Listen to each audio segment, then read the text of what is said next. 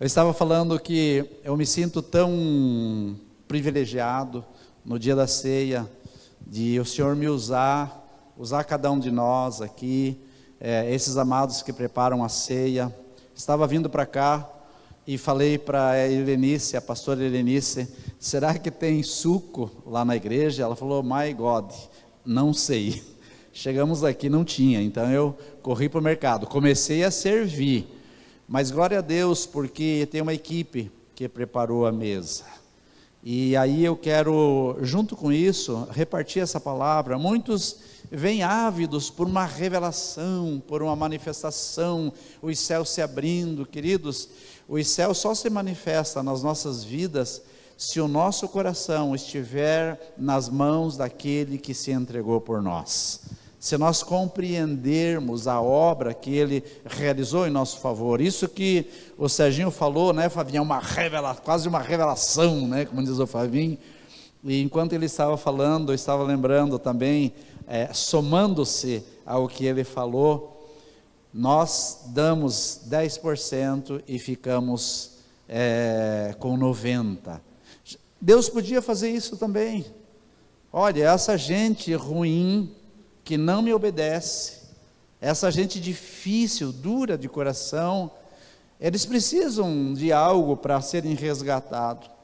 Eu vou resgatar só 10%, o resto eu vou deixar eles se baterem. Mas ele fez o contrário, ele não reteve nem o 10%, ele deu tudo, ele deu seu filho por completo por nós. E hoje é um dia de nós celebrarmos isso, amém, queridos? É um dia para nós nos alegrarmos. Como eu estava orando ali antes do culto, chegarmos com as nossas dificuldades em várias áreas, chegarmos com as nossas limitações, as nossas deficiências, até físicas, como nos dias daquele parente de Saul ou de Davi, chamado Mefibosete, que chegou à mesa, mas ele contemplava os olhos do Senhor, e quando ele contemplava os olhos do Senhor, suas pernas tortas não apareciam, o que aparecia era a formosura do papai aos seus olhos. E hoje eu quero convidar você a se sentir assim, convidado pelo Senhor a fazer parte, eles cantando essa canção, por último, que Lu cantou, dessa alegria, a alegria da salvação, a alegria da comunhão. Nós, quando nos reunimos como famílias, nós temos que ter essa alegria. Volto a dizer que o papai e a mamãe preparam o banquete, e o que dói no coração do pai e da mãe é a falta de um filho, ou a falta de uma filha, que por um motivo ou outro não pôde estar. Mas o que mais dói ainda é saber que o filho poderia estar e não veio.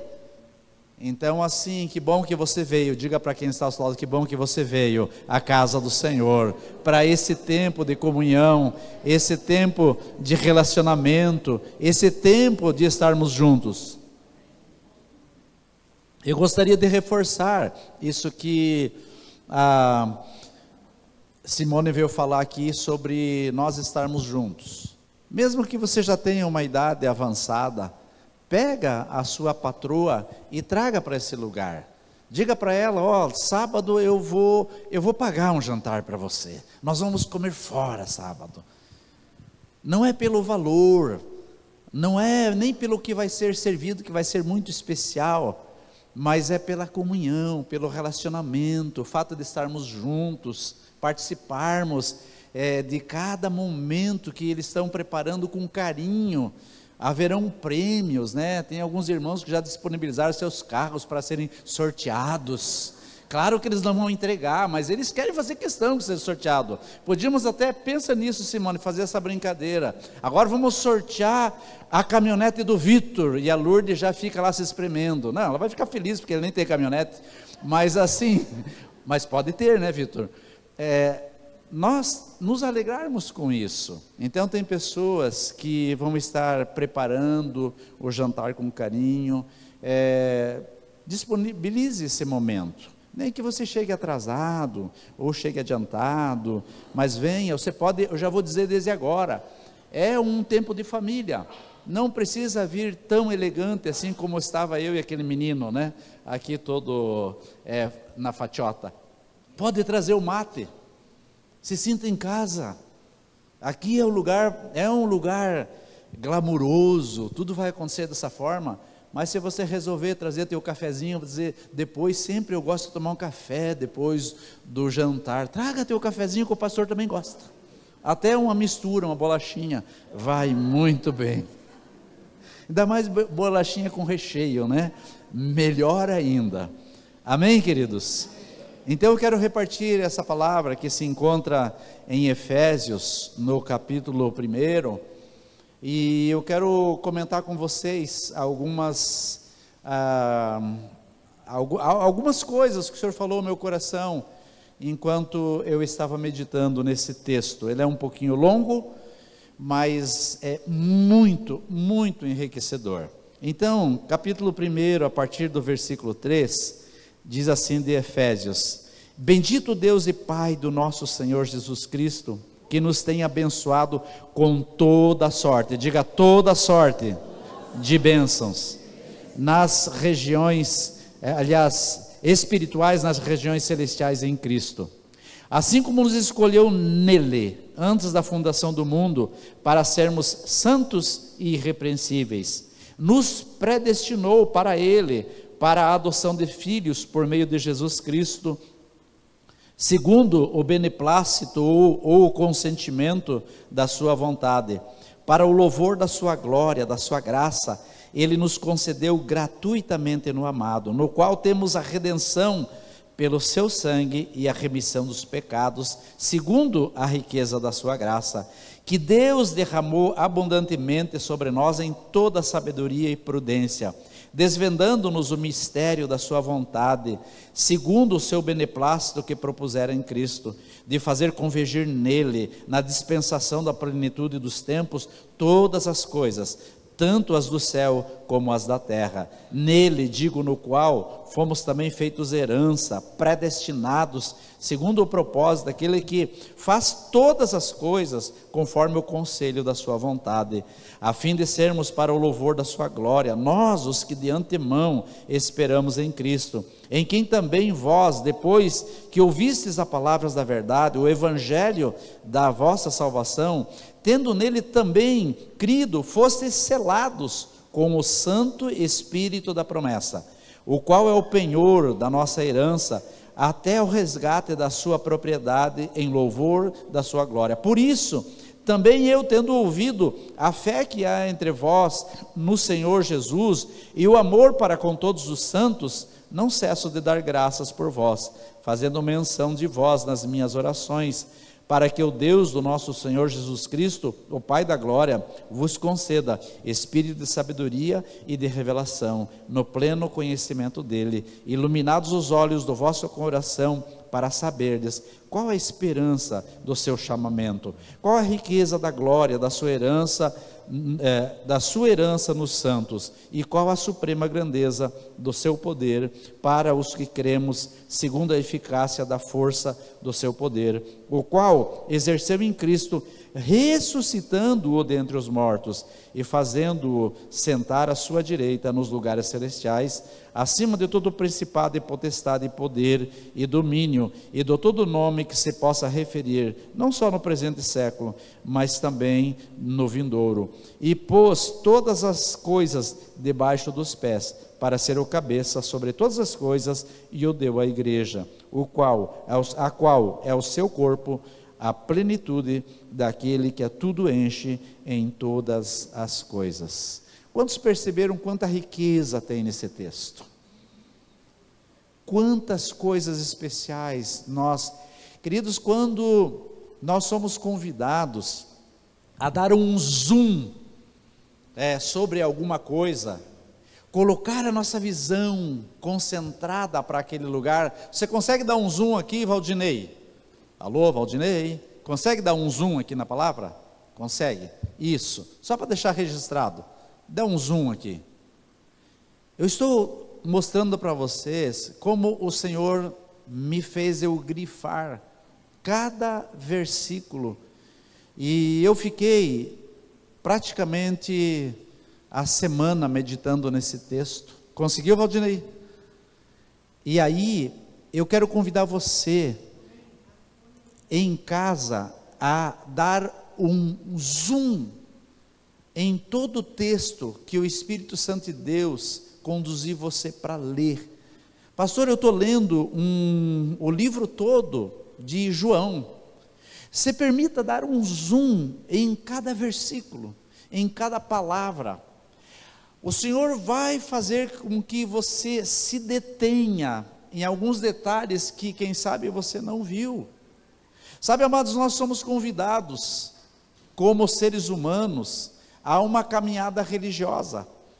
Mas quando nós damos a nossa mão para o Espírito Santo e convidamos Ele para ler a sua palavra, conforme a sua direção, Ele como que coloca um colírio novo nos nossos olhos, um colírio vindo dos céus. Quantos querem um colírio pingado dos céus? Sabe por quê, amados? Porque nós queremos. Quantos aqui querem ir para o céu? Diga amém. Todos nós estamos aqui porque desejamos os lugares celestiais, mas só vai para os céus, deixa eu dar um recado para você, só vai para os céus aqueles que permitem que os céus desçam até Ele.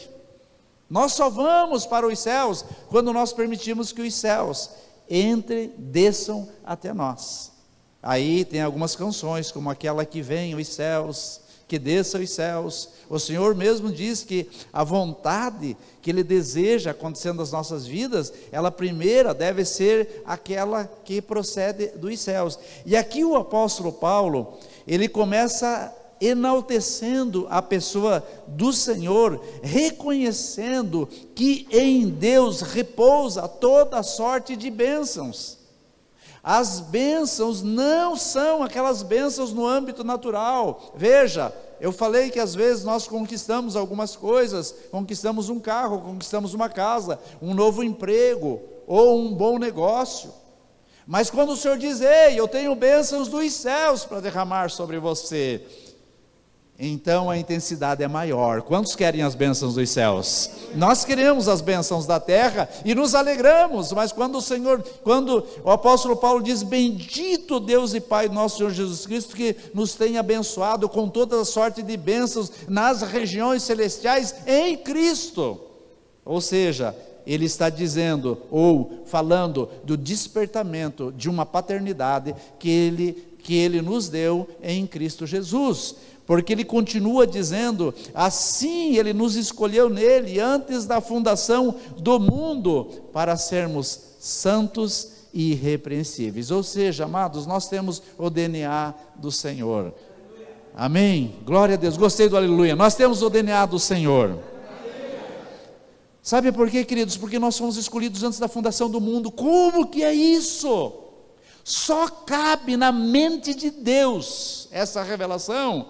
Por isso a Bíblia diz que nós temos a mente de Cristo. Os que são dele têm a mente de Cristo. Daí, quando nós entendemos que Ele nos escolheu antes da fundação do mundo, aí, mas pastor, e por que tem algumas pessoas que então não andam com o Senhor, ainda não decidiram andar com o corpo de Cristo na terra, ainda não entenderam essa revelação que Jesus é o cabeça e a igreja é o corpo, e eu, cabeça, vem buscar o corpo, quando no advento da vinda de Jesus? Por que não compreenderam isso? Por que ficam presos nos seus direitos, presos nos seus egoísmos? Por que ainda se prendem nessas coisas? Queridos, porque são escolhas. A verdade é, a primeira escolha é divina, é perfeita, é agradável, que foi o Senhor dizer que Ele nos predestinou para a glória antes da fundação do mundo. Na presciência de Deus, Ele já tinha visto eu e você. Ele já tinha visto aqueles que estão aí fora, na drogadição, aqueles que estão cometendo delitos, o Senhor já tinha visto, mas eles decidiram por esse caminho. Enquanto estão vivos, ainda têm o poder da decisão de mudar, como eu e você, um dia mudamos e estamos aqui. E que o Senhor permita que nós não saiamos desse lugar, que encontremos motivos de alegria, não só numa canção sendo expressada, mas que brote do nosso coração, um coração alegre, formoseie o rosto, e o nosso coração se alegre, e isso possa refletir no nosso semblante, um semblante alegre. Diga para quem está ao seu lado: o Senhor quer de você um semblante alegre, por isso sorria, abençoado. A Bíblia diz que Ele nos predestinou para a adoção de filho. Esse é o propósito, queridos. Um dos propósitos bem importante é, Ele nos predestinou para a adoção de filhos, ou seja, fomos adotados no Senhor. E adotado, sabe o que significa? O nosso nome sendo registrado na glória. Por isso o Senhor diz que nós precisamos, o nosso nome precisa estar escrito no livro da vida, ou seja, no cartório de Deus. Eu tenho que ter um registro lá, você tem que ter um registro lá, ainda que como adotado. Quem sabe nós tenhamos aqui entre nós pessoas que foram adotadas, o pai ou a pessoa que adotou assumiu a paternidade, lhe entregou o nome, lhe entregou o sobrenome. Assim o Pai da glória entregou o sobrenome dele aos nossos cuidados. Amém, queridos? Se nós pertencemos a Ele. Então Ele diz: agora você é o meu filho amado. Mas Ele nos chamou com esse propósito, para sermos santos e irrepreensíveis. O que é uma pessoa santa? Não é uma pessoa perfeita, porque nós, quando seres humanos, creia nisso, não seremos perfeitos. Nós só nos revestiremos da incorruptibilidade depois que nós estivermos na glória. Corpos santos. Até então nós somos santos, porque somos filho daquele que nos adotou. Ele diz, nós podemos dizer: Abba Pai, Paizinho querido. Mas Ele nos chamou para sermos santos e irrepreensíveis. Por quê, queridos?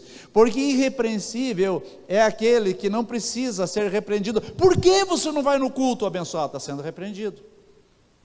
Por que você não busca as coisas de Deus? Está sendo repreendido. Agora vamos pensar assim: olha para você e diz: glória a Deus, você não falta um culto, você é um fominha de Deus, você é um faminto. Claro que tem situações que não permitem que às vezes nós estejamos num culto ou outro, mas você é um faminto de Deus. Então aí, ao invés de ter uma palavra que esteja no nível de ser repreendido, você está sendo ademoestado, você está sendo de certa forma enaltecido pela sua atitude. E esses, queridos, são os que diferenciam entre os que são e os que não são filhos de Deus. Sabia disso? Veja o que diz em Malaquias capítulo 3, 17 e 18, pode pôr lá para nós, Henrique? Quero ler aqui só para nós entendermos um pouco mais acerca disso. Diz assim, falando daqueles que são santos e irrepreensíveis: eles serão para mim um particular tesouro naquele dia que preparei, diz o Senhor dos exércitos, poupá-lo-ei como um homem poupa seu filho que o serve. Então vereis outra vez a diferença entre o justo e o perverso, entre o que serve. Desculpa, é 7 e 8, é isso? É 17 e 18, dei errado lá, né, Henrique? Capítulo 3, 17 e 18, Eu vou ler de novo. Ele vai pôr. Estava ao 7 e 8. Sempre mexem no meu celular lá em casa. E o duro é que só estou eu e a mulher e o Chaplin. Um dos dois deve ter mexido. É que eu anotei 17 e 18 e passei para ele 7 e 8. E falei 7 e 8 ainda, né? Ok. Então voltando. Diga, eu serei um particular tesouro naquele dia que o Senhor dos Exércitos tem preparado. Amém. Então daí no 18 ele diz, então vereis outra vez a diferença entre o justo e o perverso, entre o que serve a Deus e o que não serve. Ou seja, queridos, nós somos chamados para ser santos, nós somos chamados para ser irrepreensíveis, não perfeitos, volto a dizer. E aí quem olha para nós, faz comparações, quer queira ou não. As pessoas, quando nós falamos algo de Deus, ainda que elas não se envolvam, elas estão torcendo para que aquilo que nós estamos falando se torne realidade, porque elas vão ser beneficiadas. Porque se eu e você somos abençoados, os nossos vizinhos são abençoados. Agora imagine você viver do lado de uma pessoa que fica só te incomodando, te pedindo coisas emprestadas, batendo a sua porta, ou quem sabe jogando coisas na sua casa, ou no seu terreno, ou no seu apartamento, ou no seu condomínio, ou na rua onde você mora, derramando lixo. Ok, quem é essa pessoa? Não é uma pessoa abençoada.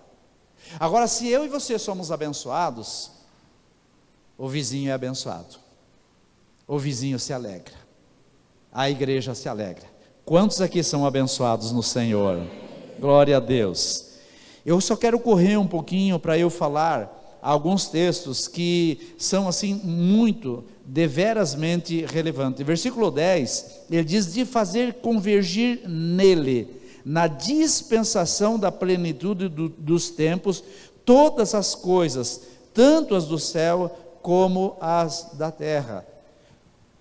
O Senhor que nós estamos fazendo memória, a obra dele na cruz, em nosso favor, ele tem o domínio, ou foi entregue a ele, na dispensação dos tempos, ou seja, no tempo que se chama hoje, preparado para esse tempo, todas as coisas, a Bíblia diz, tanto as da terra como as dos céus.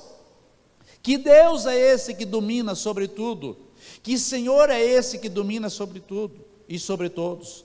Às vezes nós ficamos preocupados, quem está à frente do governo, quem está à frente da prefeitura municipal, quem está sobre o Supremo. Queridos, esses são homens falíveis, são homens que têm prazo de validade sobre essa terra. Mas quando eu e você nos referimos ao Senhor, ao qual servimos e hoje estamos celebrando, ele tem domínio sobre todas as coisas na terra e sobre todas as coisas nos céus. Pode dizer um amém aí, a esse Deus? Esse é o Deus que nós servimos. E em Romanos 11:36, é um texto bem conhecido, diz assim, porque dele, por meio dele e para ele são todas as coisas. Então por ele, por meio dele e para ele são todas as coisas, nas quais inclui eu e você. Esse é o propósito eterno do Senhor, determinado na terra e nos céus. E no versículo 11 diz, nele, digo, no qual fomos também feitos herança.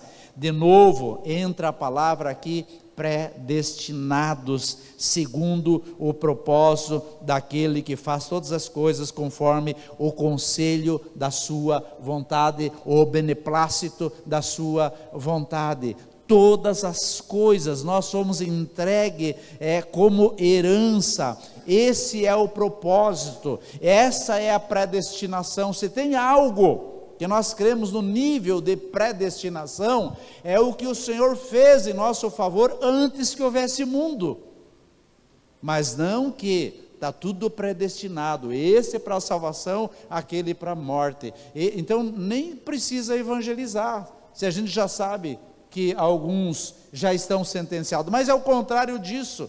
A Bíblia diz que a predestinação que aconteceu foi aquela que o Senhor fez, escolhendo eu e você antes da fundação do mundo. Por isso nós precisamos andar consoante a essa direção. Versículo 12, ele diz: a fim de sermos para o louvor da sua glória, nós os que de antemão esperamos em Cristo. Propósito, criado para o louvor da glória do Senhor. Quem? Os que esperam de antemão em Cristo Jesus. Os que vivem nessa expectativa da volta de Cristo para reinar eternamente.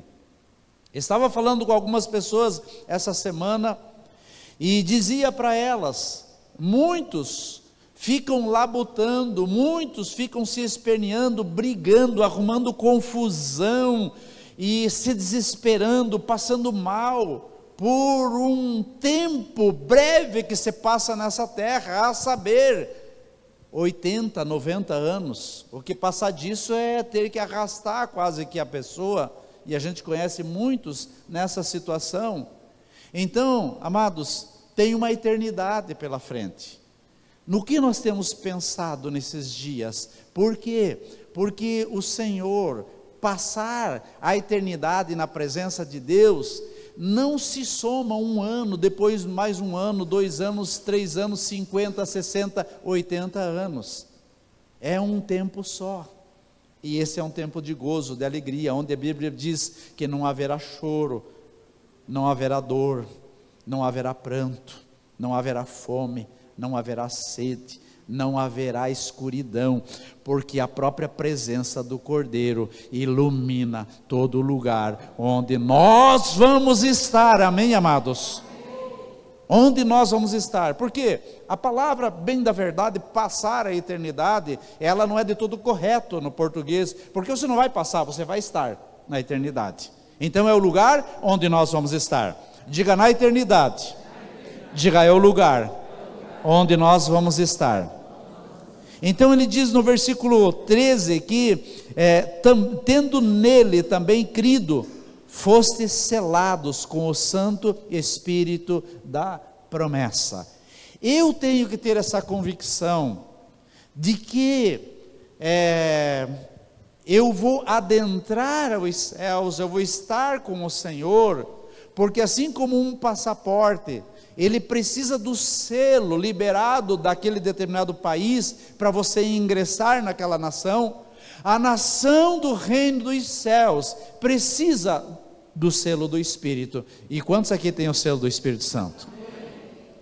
Agora, como que se processa o Espírito Santo em nós? É o entender que eu já fui consolidado, eu já fui selado pelo Espírito Santo, então eu tenho que deixar Ele me levar para esses lugares. Então por isso eu abri essa ministração dizendo, queridos, antes de nós pensarmos adentrar os céus precisam descer até nós. Diga: os céus.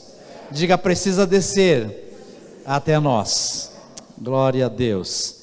E eu quero falar um pouco aqui também sobre versículo 15, que fala a respeito da igreja verdadeira, da igreja autêntica, da igreja que o Senhor deseja que se processe nesses dias sobre a terra. Ele diz assim: por isso eu tendo ouvido a fé. Quantos têm fé aqui? Diga amém. A fé que há entre vós no Senhor Jesus Cristo. Ou seja, queridos, como eu falei domingo passado, não é uma fé de informação, é uma fé genuína, é uma fé que ela é verdadeira, ela é incircunstancial, ou seja, ela não depende de circunstâncias, independentemente de como as coisas estão se processando, eu creio naquilo que o Senhor determinou. Esta é a fé verdadeira. Então Paulo está dizendo aqui que ele tem ouvido a respeito de uma igreja que se tornou a essência na terra, que é a igreja verdadeira, aquela que tem fé, a fé que há entre vós no Senhor Jesus e o amor com todos os santos. Então nós temos fé, amém, queridos? O que nós precisamos desenvolver é que essa fé nos conduza, essa fé nos leve para o Senhor da glória, mas também nos leve para as pessoas. Cada um de nós, todos nós temos o DNA de Cristo, temos o DNA do Pai. Então, como eu tenho o DNA do Pai, esse DNA me leva para eu ter comunhão com as demais pessoas, eu ter relacionamento com as demais pessoas, querer estar com elas. Por isso vocês estão aqui nesta noite. Duas coisas: primeiro, vocês têm temor do Senhor, amém, queridos? Vocês são pessoas reverentes, vocês são pessoas que compreendem que o Senhor almeja que você dê valor para o corpo de Cristo na terra, por isso você vem para a igreja. Mas também o Senhor fala do amor. Nós temos que desenvolver essa pegada do relacionamento, esse cumprimentar-se. Eu acho tão lindo quando encerramos o culto, e às vezes a gente consegue encerrar mais cedo, e eu penso que eu vou fazer isso hoje, e muitos ainda ficam por aqui, e aí temos que pedir para a pessoa sair, porque o abençoado que fecha o templo, ele precisa fechar o templo, mas é tão bacana quando ficam aqui conversando, trocando figurinhas, trocando relacionamento. É sentir-se bem na casa do papai, é não chegar atrasado e sair antes, ou com o pé já quase que preparando para cair fora. Não, queridos, nós temos que ter, isso fala de amor. Aí no versículo 16 ele disse: não cesse de dar graças por vós, fazendo menção de vós nas minhas orações, contando com a graça dos que estão fora e com a intercessão com os que são de dentro. Qual a visão que Paulo teria da FUVE nesses dias, ele passando aqui sobre a terra? Uma igreja que ora, uma igreja que intercede, amém, queridos? Essa é a visão que eu tenho. Espero que você tenha essa visão também.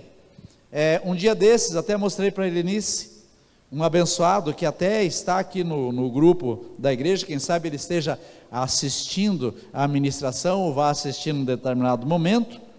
Acho que ele deve estar congregando em outro lugar, faz tanto tempo que não tem estado conosco.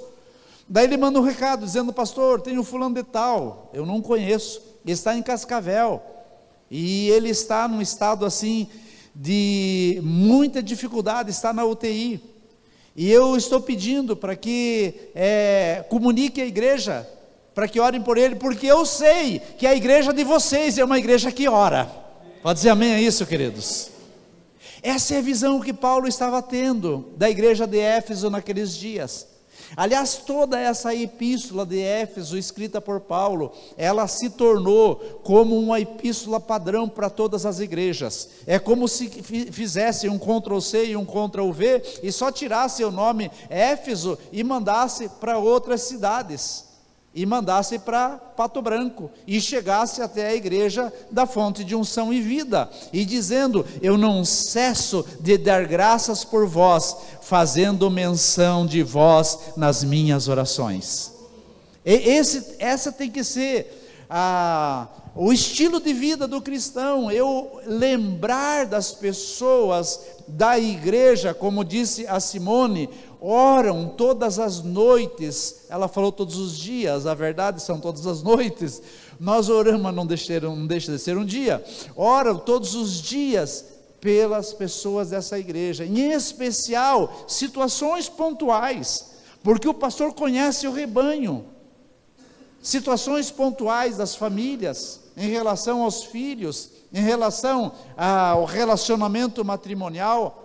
E se você tem alguma situação que você entende que precisa de intercessão, fale conosco, fale com a pastora Nair, que todos os dias tem uma equipe, aqui a equipe que cuida dos idosos, estão aqui em intercessão, estão aqui adorando o Senhor.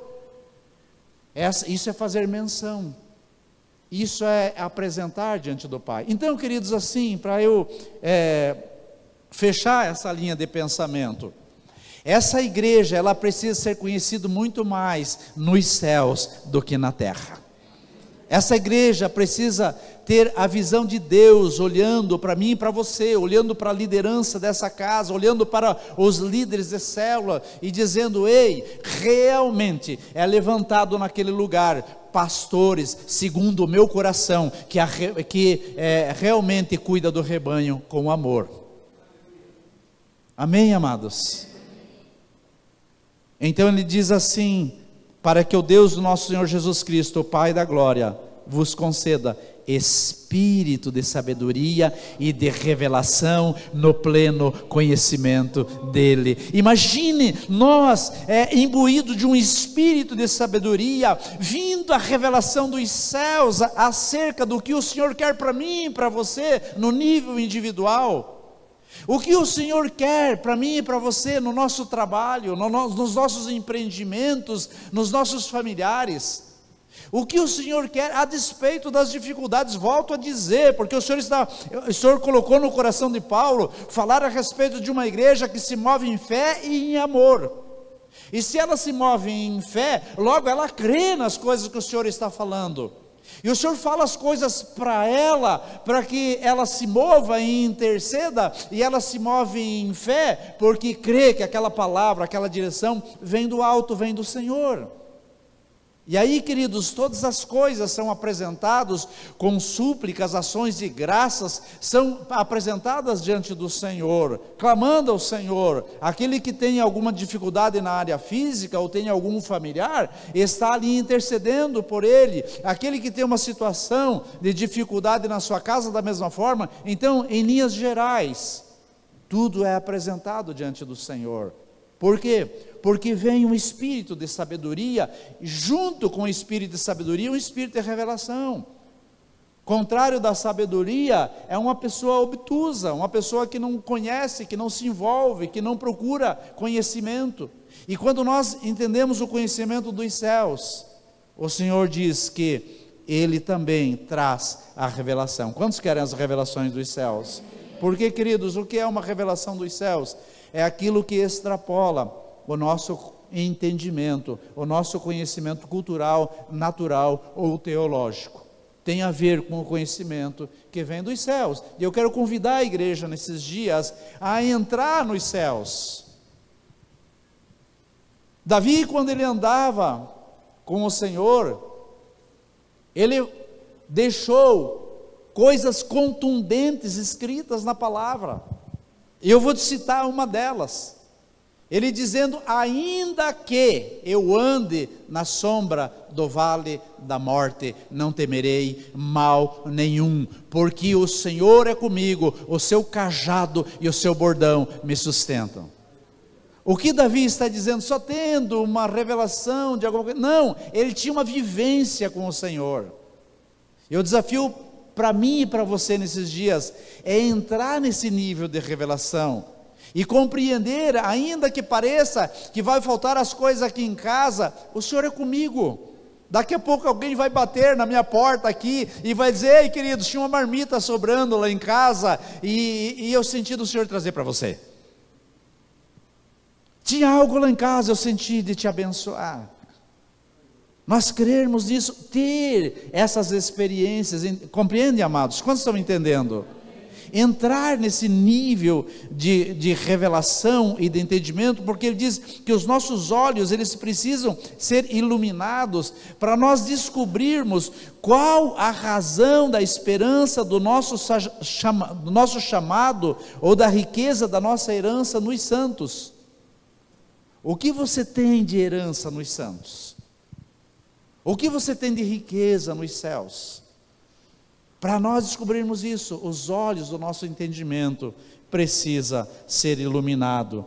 E qual a suprema grandeza do seu poder para os que cremos segundo a eficácia do seu poder. E eu quero ler esse último versículo antes de nós cearmos e falar um trechinho aqui que se refere especificamente à ceia. No versículo 20, ele diz: o qual exerceu em Cristo, ressuscitando dentre os mortos e fazendo ele assentar-se nos lugares celestiais em Cristo. Amém, queridos? Ou sentar-se nos lugares celestiais. Ou seja, o meu amado, o teu amado morreu por nós, mas ele ressuscitou e ele está sentado nos lugares celestiais e intercede por nós. Amém, amados? Agora deixa eu dizer para você, para eu participar dessa revelação, para eu compreender esse nível de direção que o Senhor tem para mim e para você, eu preciso estar sóbrio. O que é uma pessoa sóbria? É uma pessoa que não é embriagada. Embriagada não é só do vinho, não é só da bebida alcoólica. Às vezes, a embriaguez, as pessoas são tomadas da embriaguez da distração, da embriaguez da indiferença, da embriaguez da convulsão interna, da falta de paz. E nós precisamos sair desse lugar, porque quando nós saímos desse lugar, queridos, nós nos deixamos ser revestidos da graça de Deus e chegamos à mesa sem sermos acusados na nossa consciência. Saber que eu chego para o Senhor e eu estou em comunhão com Ele. Eu estou crendo em cada uma das suas palavras. Eu me relaciono em amor com o corpo de Cristo. Eu amo a casa do Senhor. Tudo isso tem a ver com aquele que tem prazer de estar na casa do papai, ter comunhão com o papai, participar da ceia.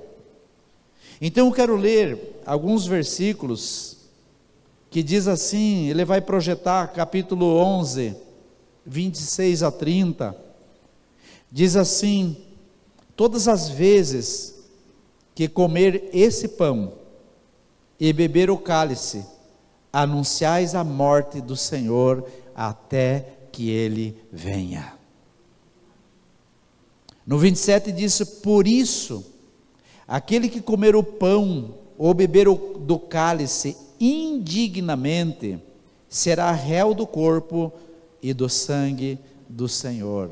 O que é tomar indignamente? É tudo isso que eu falei agora há pouco, de forma irreverente, desconectada, distraída, de forma simplesmente de cunho religioso, sem a revelação, sem a paixão, sem a entrega, sem crer no Senhor.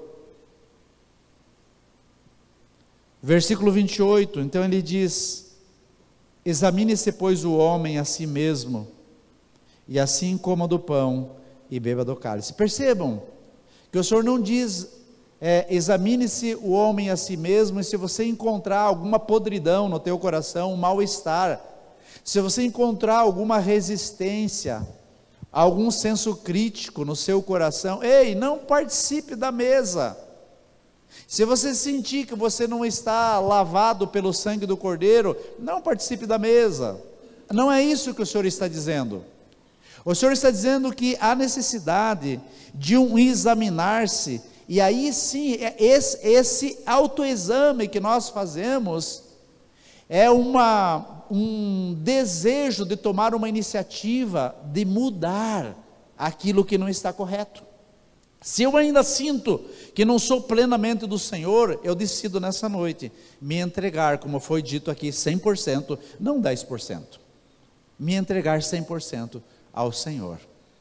Você tem alguma coisa que ainda faz com que eu me ache distante do Senhor por causa de algumas atitudes, alguns hábitos, alguns vícios? Ei, esse é o convite da graça para nós abandonarmos essa caminhada. O cristão é uma pessoa, acima de tudo, idônea. Alguém, como diz a palavra, não é irrepreensível. Eu estava falando com uma pessoa esses dias, e ela com uma dificuldade, várias dificuldades, especialmente financeira, mas marcando uma viagem. Se você está devendo, tomou emprestado, se você fizer qualquer coisa, está fazendo com o dinheiro daquele que você deve. Isso é não examinar a si mesmo. É continuar, é querer continuar na vidinha e achar que faz parte, que está tomando parte do corpo. Não, está se ausentando cada vez mais. Por isso a Bíblia diz que esse torna-se réu do corpo.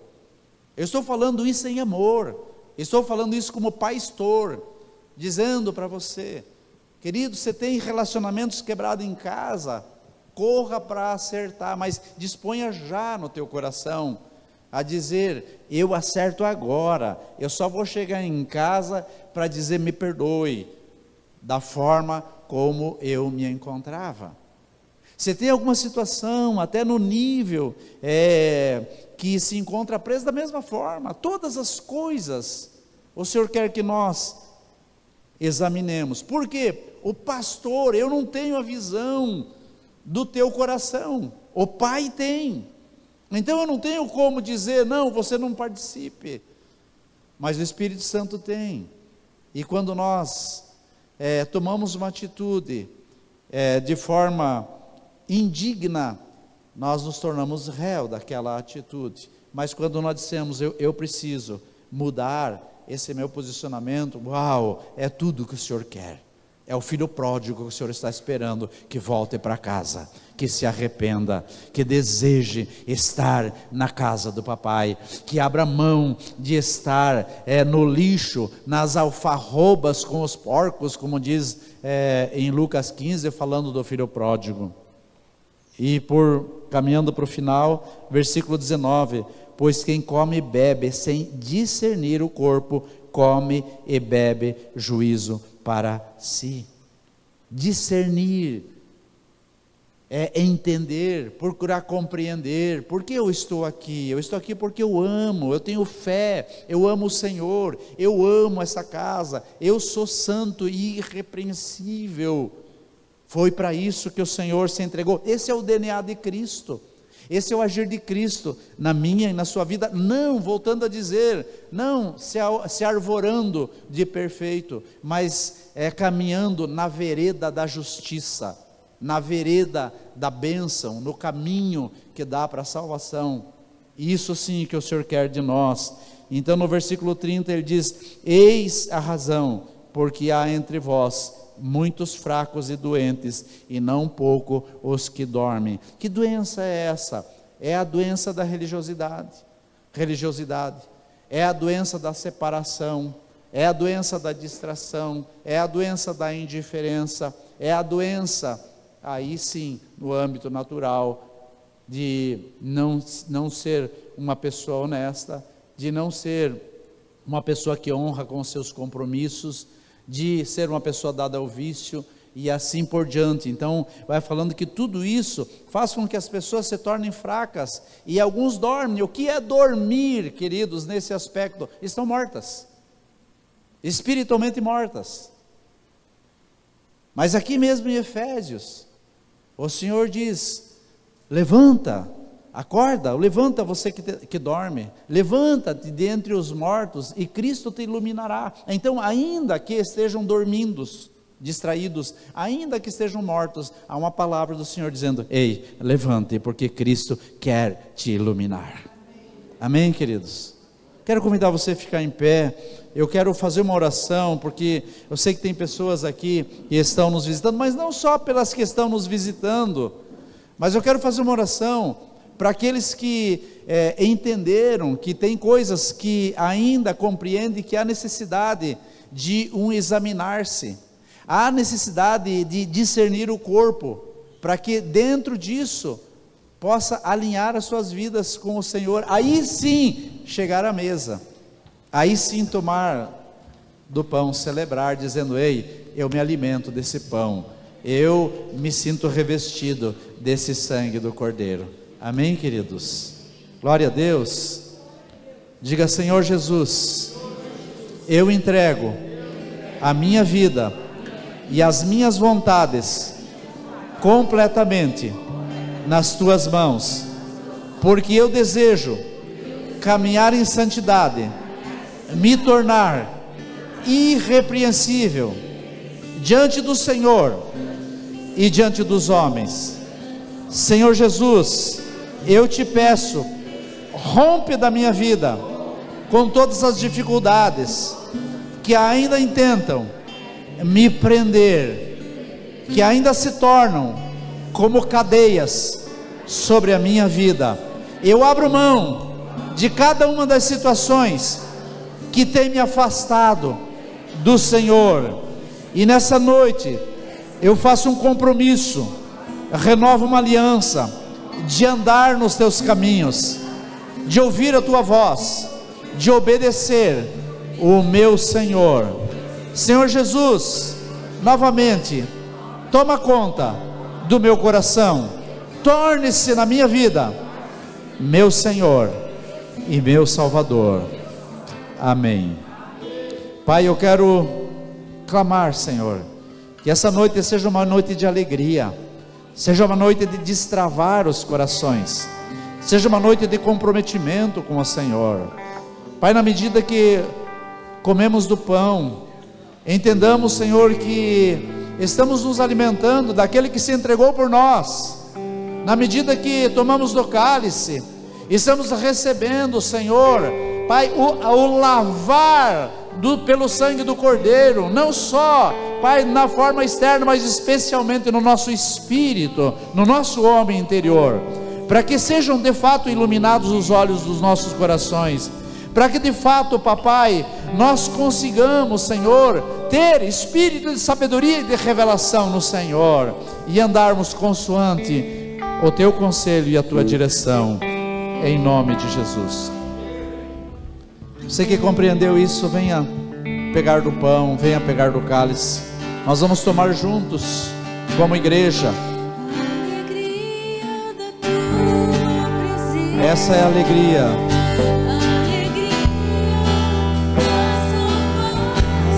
Aleluia.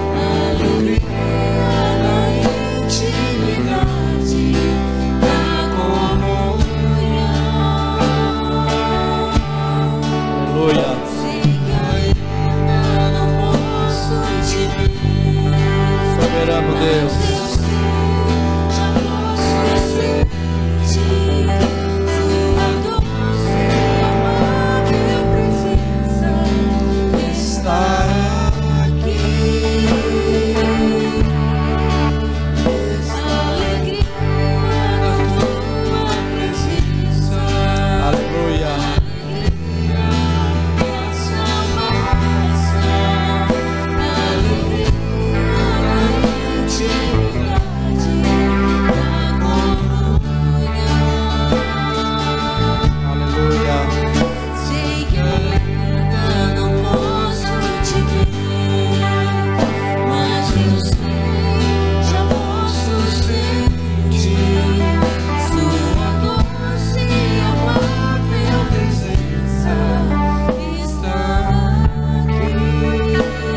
você pode se juntar a alguém como família, como está aquele grupo.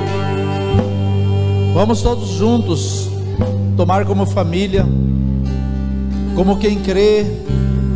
Isso, como quem crê.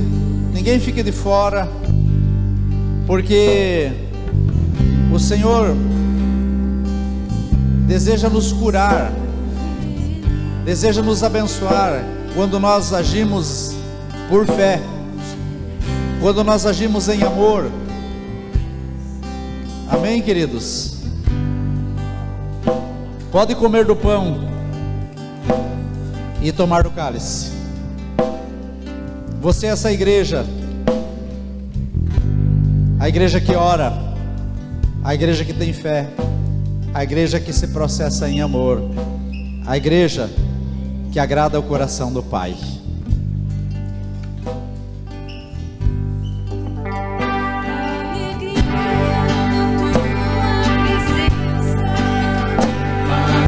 Essa é a alegria. Aleluia.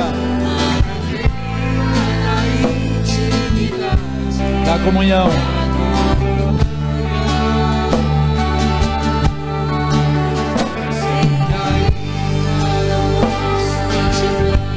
Não esqueça dos abraços.